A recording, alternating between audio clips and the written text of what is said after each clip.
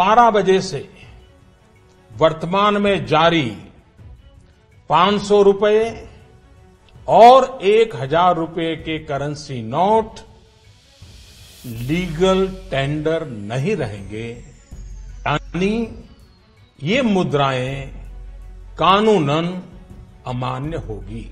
ये ऐलान आपको याद होगा, जिसने रातों रात देश की नींद उड़ा दी थी। इस ऐलान के अगले ही दिन बैंकों के बाहर लंबी लंबी कतारें देखने को मिली थी। प्रधानमंत्री मोदी का यह ऐलान अब भी जब हम सुनते हैं तो कई लोगों का दिल बैठ जाता है। लगता है कि फिर एक बार मोदी जी ऐसा ही कोई फरमान न सुना दें। लेकिन देखा जाए तो यह फरमान देश हित में सुनाया गया था। उस वक्त देश में सबसे बड़े करेंसी नोट 500 और 1000 रुपए के होते थे, जिसे प्रधानमंत्री मोदी ने बंद करने का ऐलान कर दिया था। इससे सबसे ज्यादा दिक्कत उन लोगों को हुई जिनके पास करोड़ों रुपए कैश में था, यानी कि ब्लैक मनी। इसके बाद मार्केट में 2000 रुपए के नोट आए, जिसको लेकर कई बातें हुई। कई लोगों ने तो यहां तक कह दिया कि इसमें नैनो चिप लगी है। इसके बाद दावे किए जाने लगे कि देश में इतना ब्लैक मनी वापस आ गया है। अब इसी साल 19 मई 2023 को सरकार ने देश के सबसे बड़े करेंसी नोट यानी कि 2000 रुपए के नोट को भी बंद करने का ऐलान कर दिया।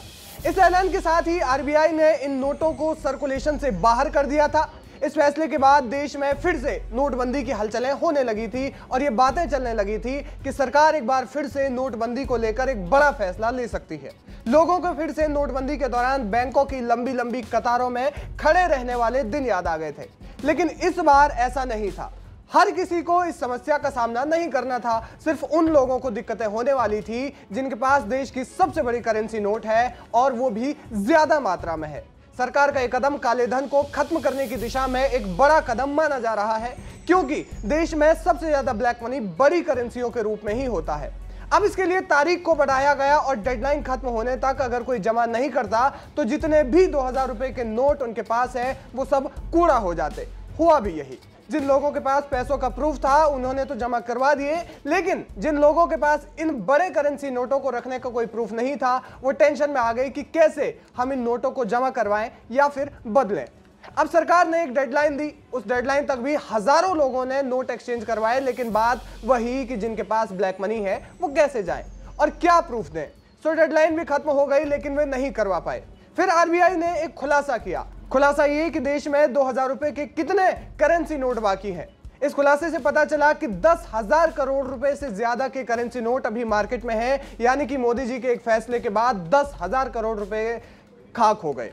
इसके अलावा आरबीआई ने जानकारी दी कि 31 अक्टूबर 2023 तक 97% 2000 रुपए के नोट बैंकिंग सिस्टम में वापस लौट चुके हैं। आरबीआई ने बताया कि उसके 19 दफ्तरों पर 2000 रुपए के नोट को डिपॉजिट या फिर एक्सचेंज करने की सुविधा उपलब्ध है। आरबीआई ने बताया कि 3.56 लाख करोड़ रुपए के 2000 रुपए के नोट सर्कुलेशन में थे, जो 31 अक्टूबर 2023 को घटकर अब केवल 10,000 करोड़ रुपए रह गए हैं। आरबीआई ने बताया कि 19 मई 2023 के आसपास से 97% 2000 रुपए के नोट अब वापस लौट चुके हैं। हालांकि आरबीआई ने एक बार फिर से साफ किया है कि 2000 रुपए के बैंक नोट लीगल टेंडर बना रहेगा।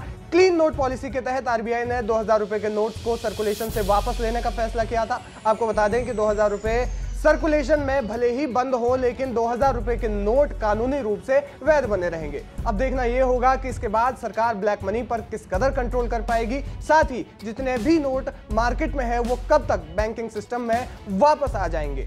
फिलहाल इस खबर में इतना ही। देश और दुनिया की तमाम बड़ी अपडेट्स के लिए आप बने रहिए हमारे साथ, देखते रहिए वीके न्यूज। वीके न्यूज, राष्ट्र के नाम।